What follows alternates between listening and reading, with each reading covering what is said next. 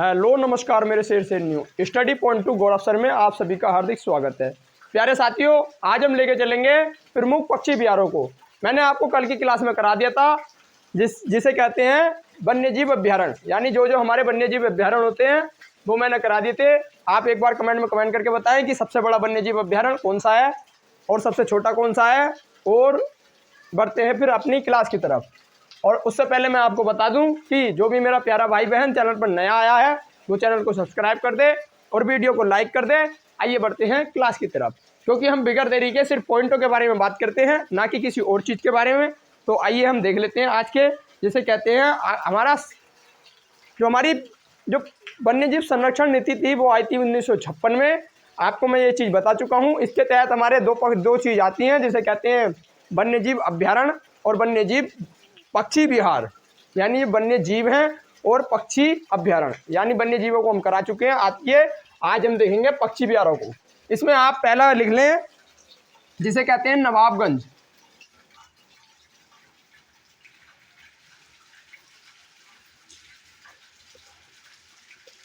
नवाबगंज पक्षी विहार।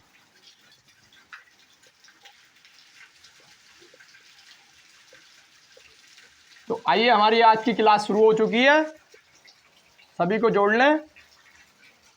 तो ये था हमारा नवाबगंज पक्षी विहार।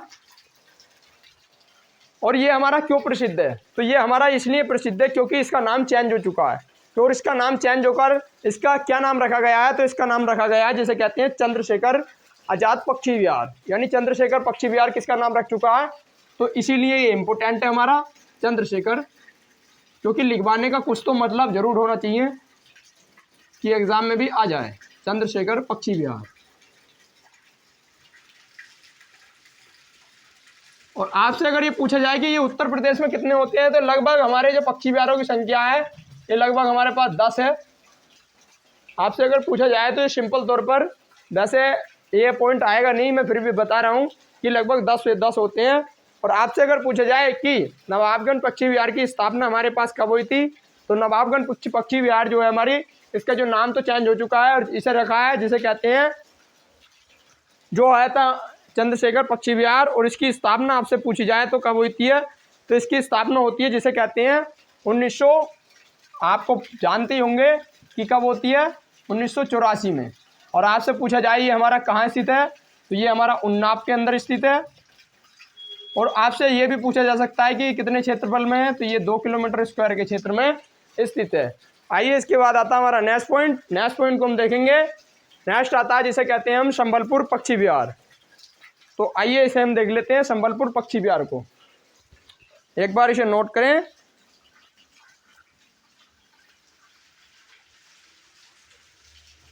तो आता है हमारा समसपुर पक्षी विहार।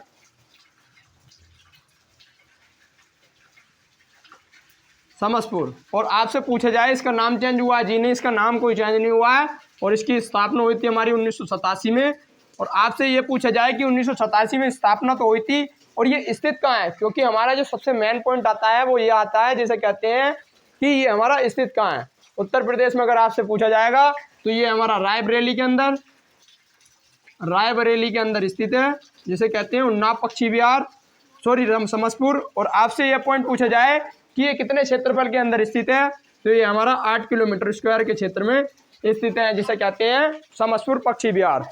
इसके बाद आता है हमारा नेक्स्ट पॉइंट, जिसे कहते हैं अपना लास्ट आता है, लास्ट थोड़ी शुरू हुआ है अभी तो।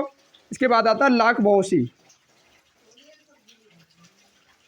और लाख बहोसी को हम क्यों लिखवा रहे हैं, कुछ तो जरूर होगा इसका मतलब। तो लाख बहोसी पक्षी विहार,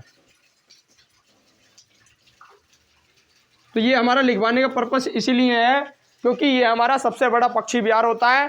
क्योंकि आपसे पूछा जाए और इस सबसे बड़े पक्षी विहार की स्थापना हमारे पास कब हुई, तो सबसे बड़े पक्षी विहार की स्थापना हुई 1989 के अंदर। और ये हमारा कहाँ स्थित है, तो कहाँ स्थित है, तो लाख बहोसी हमारा स्थित है, जिसे कहते हैं कन्नौज के अंदर स्थित है लाख बहोसी पक्षी विहार। और आपसे पूछा जाए स्थापना तो 1989 के अंदर। और आपसे पूछा जाए कि ये कितने क्षेत्र के अंदर स्थित है, तो ये 80 किलोमीटर स्क्वायर के क्षेत्र में स्थित है, इसीलिए ये उत्तर प्रदेश का सबसे बड़ा पक्षी विहार माना जाता है। आइए इन पॉइंटों को आप एक बार नोट करें, उसके बाद बढ़ेंगे अपने नेक्स्ट पॉइंट की तरफ। तो एक बार जल्दी से फटाफट थम्स अप करें, फिर बढ़ेंगे नेक्स्ट पॉइंट की तरफ, क्योंकि ये लिखवाने हैं आपको, क्योंकि ये उत्तर प्रदेश में पूछे जाते हैं।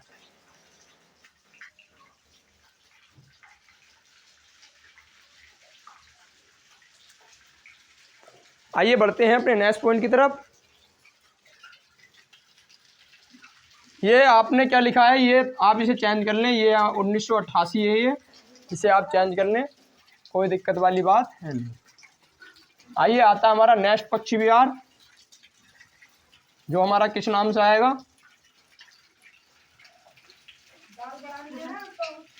तो आता है हमारा नेक्स्ट पक्षी विहार, जिसे कहते हैं हम सांडी पक्षी विहार। तो सांडी पक्षी विहार हमारा आता है, हेडिंग बनाए, सांडी पक्षी विहार, पक्षी विहार, सांडी पक्षी विहार। आपसे पूछा जाएगा ये कहाँ स्थित है, तो ये हमारा स्थित है जिसे कहते हैं हरदोई। और आपसे पूछा जाएगा इसकी स्थापना कब हुई, तो ये पूछा जाएगा। आइए, ये हमारे 2-3 ही पॉइंट होते हैं, तो आपसे पूछा जाएगा ये हरदोई के अंदर स्थित है, हरदोई उत्तर प्रदेश का ही जिला होता है। और आपसे पूछा जाएगा अगला पॉइंट कि इसकी स्थापना कितनी कब हुई, तो 1992 के अंदर। आपसे पूछा जाएगा इसका क्षेत्रफल कितना है, तो इसका क्षेत्रफल होता है 3 किलोमीटर स्क्वायर। तो ये आप इस पॉइंट को लिख लें, क्योंकि ये यहाँ से पॉइंट पूछने वाले पॉइंट होते हैं। इसके बाद बढ़ेंगे अपने नेक्स्ट पक्षी विहार की तरफ, जो आता है हमारा 5वां पक्षी विहार, जिसे कहते हैं भखीरा पक्षी विहार। और भखीरा पक्षी विहार कहाँ है, तो ये है संत कबीर नगर के अंदर, भखीरा पक्षी विहार, भखीरा पक्षी विहार। तो एक बार शेयर करते रहें, जिससे कि सभी को जानकारी हो, क्योंकि मैं आपसे ज़्यादा नहीं कहता हूँ, शेयर कराने के लिए शुरू में बता देता हूँ। हर एक पॉइंट के अंदर हमारे सिर्फ 1-2 पॉइंट रहते हैं जो हमारे आते हैं, जिसे कहते हैं कि ये कहाँ स्थित है, जो आता है कि ये कब स्थापना हुई, जो आता है कि ये कितने किलोमीटर स्क्वायर के क्षेत्र में स्थित है। तो आइए इस पॉइंट को हम देख लेते हैं। आता है ये हमारा स्थित है जिसे कहते हैं संत कबीर नगर, संत कबीर नगर। और आपसे अगर पूछा जाए कि ये और क्यों प्रसिद्ध है, तो आपसे पूछा जाए इसकी स्थापना कब हुई थी, तो इसकी स्थापना भी कब हुई थी, 1992 के अंदर इसका स्थापना होती है इसकी भी।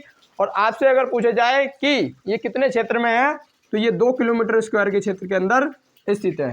आइए अगला नोट कर लेते हैं बिगर देरी के, जो आता है ओखला पक्षी विहार। और ओखला पक्षी विहार हमारा कहाँ स्थित है, तो ये हमारा गौतम बुद्ध और गाजियाबाद की सीमा पर स्थित है, जिसे कहते हैं ओखल पक्षी विहार, ओखला पक्षी विहार। तो इसे आप लिख सकते हैं।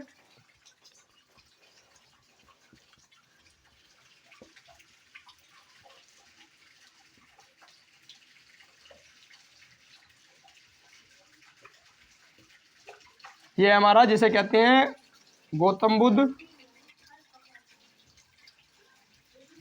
गाजियाबाद, गाजियाबाद। और एक और आता है जो हमारा आता है जिसे कहते हैं गौतम बुद्ध नगर।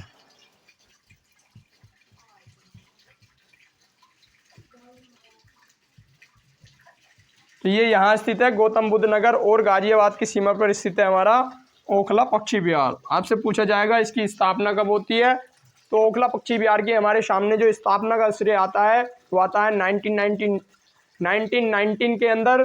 और आज से पूछा जाएगा कि ये कितने क्षेत्र के अंदर स्थित है, तो ये हमारा क्षेत्र आता है जिसे कहते हैं 4 किलोमीटर स्क्वायर का। तो आप लिख लें कि इसकी स्थापना 1992 के अंदर होती है। सॉरी 1919 मैंने अभी बोला था, लिख गलत रहा हूँ। आइए ये आता है। इसके बाद आपसे पूछा जाएगा कि ये कितने क्षेत्र में है, तो ये हमारा 8 किलोमीटर स्क्वायर के क्षेत्र में स्थित है। तो इसे आप एक बार नोट करें, उसके बाद बढ़ेंगे नेक्स्ट पॉइंट की तरफ। ये 8 नहीं 4 है, ये लिख लें। चलिए बढ़ते हैं नेक्स्ट पॉइंट की तरफ, एक बार नोट करें।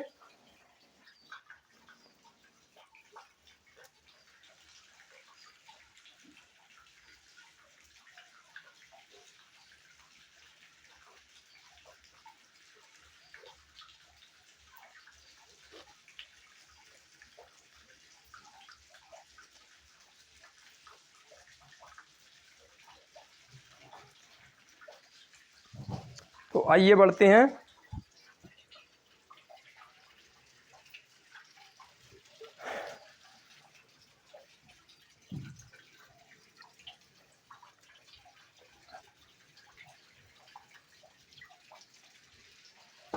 आता है जिसे कहते हैं अगला समान पक्षी विहार।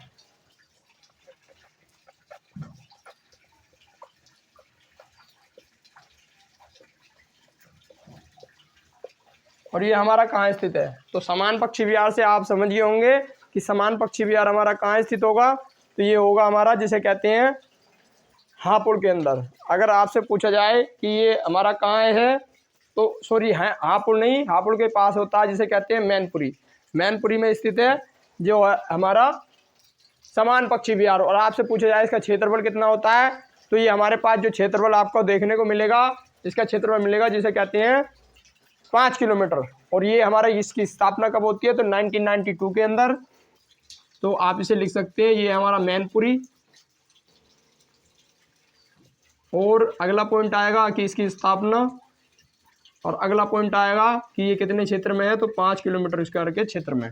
आइए इसके बाद अपने नेक्स्ट पॉइंट को लिख लेते हैं। नेक्स्ट आता है जिसे कहते हैं पार्वती अरग्या पक्षी विहार। पार्वती अरग्या पक्षी विहार जो हमारा स्थित है, ये हमारा कहाँ स्थित है? तो एक जिला आता है उत्तर प्रदेश का जिसे कहते हैं गोंडा। गोंडा जिला आता है, उसी के अंदर स्थित है जिसे कहते हैं पार्वती अरग्या पक्षी विहार। तो आप इसे लिख लें, पार्वती अरग्या पक्षी विहार।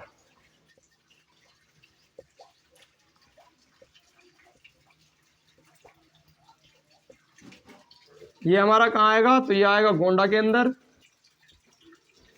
आपसे पूछा जाएगा अगली चीज कि ये कितने क्षेत्र के अंदर स्थित है और इसका नाम चेंज हुआ है या नहीं हुआ है। तो आपसे ये पॉइंट पूछे जाते हैं। तो इसकी स्थापना भी कब हुई? तो इसकी स्थापना होती है 1919 के अंदर। और आपसे पूछा जाएगा कि ये हमारा कितने क्षेत्र में आता है, तो ये हमारा लगभग 11 किलोमीटर स्क्वायर के क्षेत्र में आता है। ये हमारे पॉइंट थे। इसके बाद बढ़ते हैं नेक्स्ट पॉइंट की तरफ, जल्दी जल्दी आप लिख लें। इसके बाद आता है जिसे कहते हैं पटना पक्षी विहार। पटना हमारा कहाँ है? तो आप पटना पक्षी विहार से आप जानते होंगे, ये कहीं पश्चिम बंगाल के आसपास में होगा, क्योंकि पटना की राजधानी बिहार की राजधानी होती है पटना, उसी के आसपास होगा।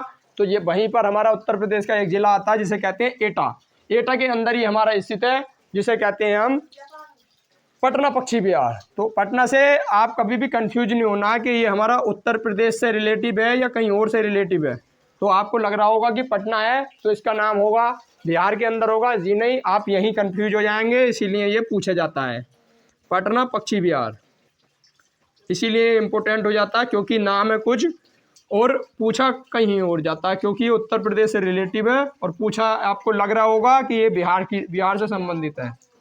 तो ये हमारा कहाँ है? एटा। और आपसे पूछा जाए कि ये कितने क्षेत्र में आता है, तो इसका जो क्षेत्रफल आएगा वो आएगा लगभग हमारा जिसे कहते हैं लगभग हमारा 1 किलोमीटर का क्षेत्रफल आता है। इसका क्षेत्रफल जो आता है वो 1 किलोमीटर के क्षेत्र में आता है। और इसी के हिसाब से, और आपसे पूछा जाए कि स्थापना 1919 के अंदर हुई थी, इसे आप नोट करें। इसके बाद हम थोड़ा इधर लिखवा देते हैं, कोई इधर। आइए इसके बाद आता है हमारा नेक्स्ट पॉइंट, और नेक्स्ट पॉइंट में हमारा आता है अगला पक्षी विहार जिसे कहते हैं हम सूर्यताल पक्षी विहार। और सूर्यताल पक्षी विहार हमारा इसीलिए इम्पोर्टेंट है क्योंकि इसका नाम चेंज हो चुका है। सूर्यताल पक्षी विहार हमारा क्यों इम्पोर्टेंट है? क्योंकि इसका नाम चेंज होकर रखा गया है जिसे कहते हैं लोकनायक पक्षी विहार। आइए इसे लिख लेते हैं सूर्यताल।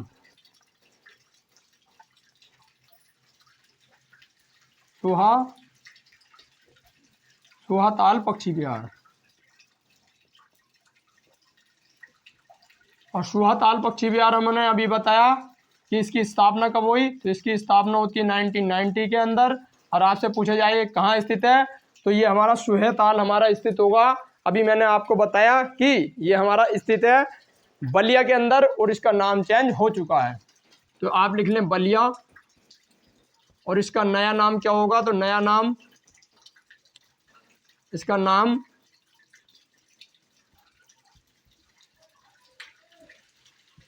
जिसे कहते हैं लोकनायक पक्षी विहार।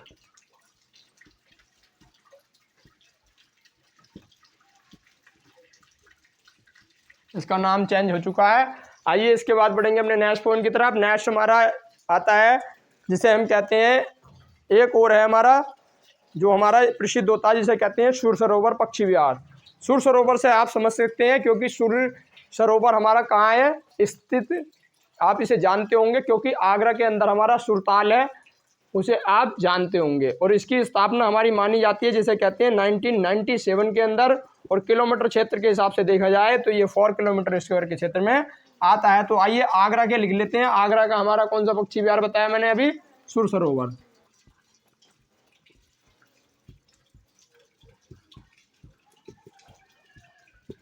पक्षी विहार, और ये कहाँ है, आगरा में। स्थापना पूछी जाए तो 1997 के अंदर। अगर आपसे पूछा जाए कितने क्षेत्र में है तो 4 किलोमीटर स्क्वायर के क्षेत्र में। आपसे अगर पूछा जाए कि सबसे बड़ा कौन सा, तो वो लाख मवेशी होगा। और आपसे पूछा जाए सबसे छोटा कौन सा, तो सबसे छोटा हमारा यही होता है, इसे कहते हैं पटना। और ये काफ़ी कन्फ्यूजन वाला पॉइंट है। तो ये थे आपके सामने कुछ पक्षी विहार जो हमारे उत्तर प्रदेश से रिलेट करते हैं, इसीलिए मैंने आपको बता दिए। अगर आप उत्तर प्रदेश के किसी भी एग्ज़ाम की तैयारी करते हैं तो आपको ये देखने को मिलेंगे। आइए मिलेंगे नेक्स्ट क्लास में एक नए टॉपिक के साथ। जब तक के लिए वीडियो को लाइक करते रहें, शेयर करते रहें और सभी साथियों को बताते रहें। मिलेंगे नेक्स्ट क्लास में। जय हिंद, जय भारत।